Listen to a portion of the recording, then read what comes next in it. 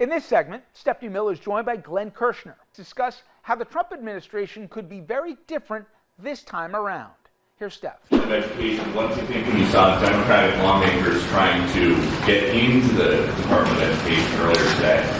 Oh, I see the same ones. I see Maxine Waters, a lowlife. I see, all these people. They don't love our country. They don't love our country. This is so exhausting, the amount of lawsuits, because it seems like the only guardrail left, right? I mean, this is a federal judge has paused Trump's buyout offer that Senator Warner was just talking about for federal government employees, could block the move altogether. He issued an order pausing the buyout hours before the deadline. It's Norm Eisen's lawsuit, right, that has paused Elon Musk and his, incels being able to root around in our private information. Just talk to us about where we are in general legally, because I can't even keep up with all of it. Yeah, good morning, Steph. Good news, bad news. The good news is these lawsuits are having the desired effect. They're, federal judges are telling Donald Trump and his co-president Elon Musk, cut it out, stop it, you're enjoined, you can't do it. They're putting pauses on what appear to be illegal schemes by Trump and company to force people out of government. That's the good news. The federal bench is holding strong, and it will continue to hold strong. The less good news from my perspective is what happens when Donald Trump and his administration stops complying with federal court orders. That plunges us into true constitutional crisis territory. But now I'm going to finish with good news. The good news is he has already alienated the FBI. In the event he wants to go rogue and stop complying with lawful court orders, who would he have to turn to as his preeminent law enforcement agency to have his back? The FBI. And I'll tell you, he has alienated the rank and file, the thousands and thousands of FBI agents. So it is good that, he's pushing them away. That will reap benefits, I believe, in the future.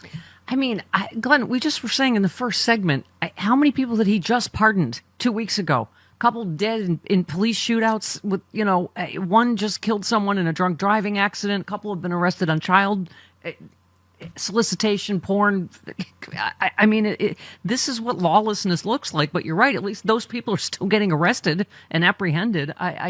Yeah, you said I stand with the men and women of the FBI who investigated the crimes. We all saw Trump's angry mob commit on January 6th. They did the hard, honest, ethical work of protecting we the people in American democracy. Now it's our turn to stand with them. Are you in? I'm in. I was with our friend Harry Dunn, just at Sexy Liberal. When was that? Was it 2 weeks ago?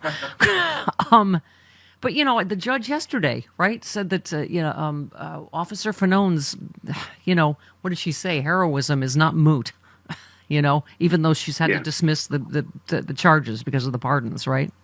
Yeah, and some more good news, Steph. He is galvanizing all kinds of individuals and organizations and countries against him.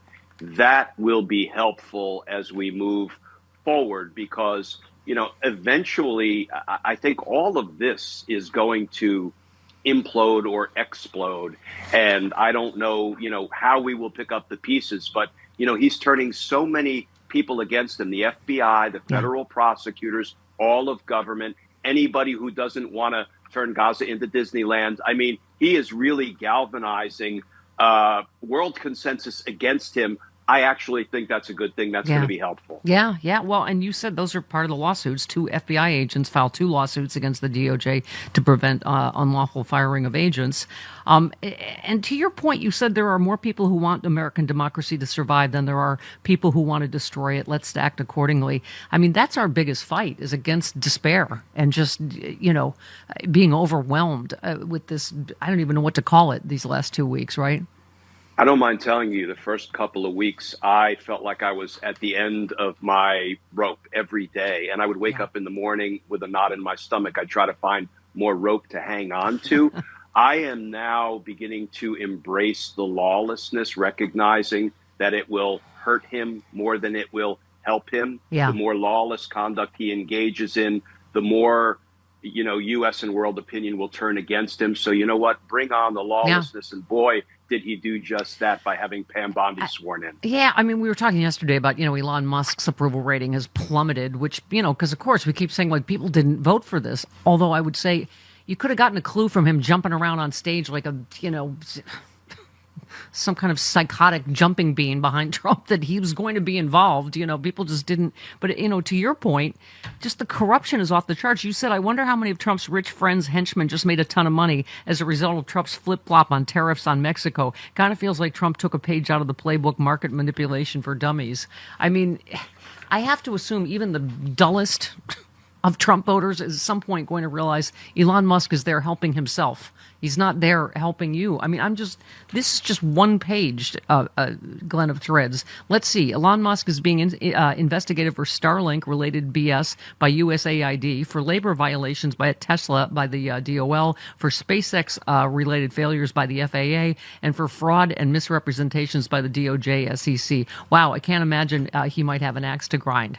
I mean, this is all talk about quid pro quo. It's like, I got you elected. I gave you how many $100 million. Now I'm going to help myself. That's what this is, right?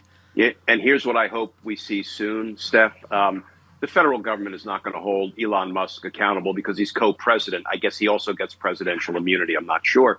But if he is violating state law, and when people commit federal crimes, they are almost always committing state crimes as well. But the thing is, the state prosecutorial authorities usually, let the feds go first. Well, guess what? If the feds aren't going to go first because we can no longer count on, a fair, honest Department of Justice to enforce our federal laws, then the states need to pick up the slack and they need to start bringing criminal charges against anybody and everybody